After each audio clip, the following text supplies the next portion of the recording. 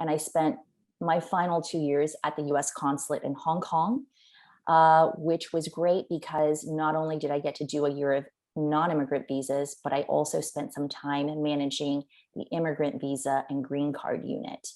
So I think between the two of us, we have probably seen every type of visa there is. What do you think? I'm pretty sure that's true. And you said you've done over 100,000, and I've done over 60,000 in my career as well. So that's quite a few visas. That's quite a few visas issued, and also visas refused.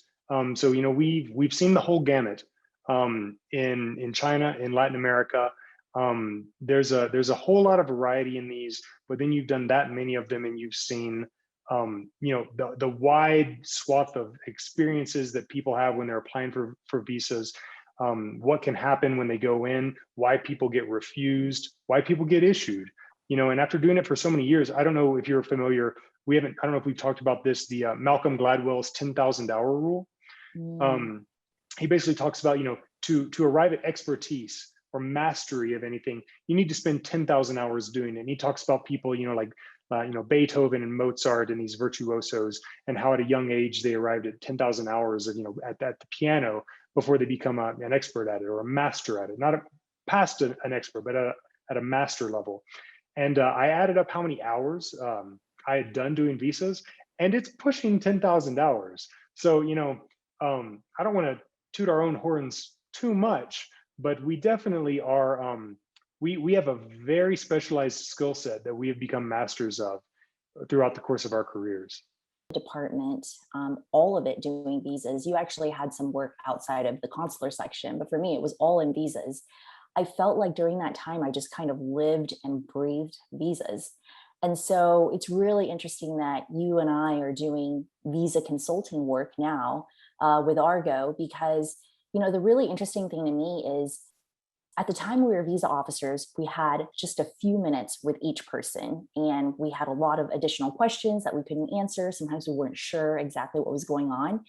But it's amazing to have more time now understanding the background of people's situations, and also understanding, when people get refused, oh, that officer didn't have time to fully understand this person's situation. And when we have that extra time with them to really realize how useful it is, because it's really hard to really understand somebody's situation in 2 minutes. I mean, how many interviews would you say you did every day? Oh, it depended, but one day I think that the max number of in-person, face-to-face interviews that I did was 280. Oh my gosh. Okay, I think Yeah, that might have topped even my experience, because I think I maybe did 225 one day. yeah.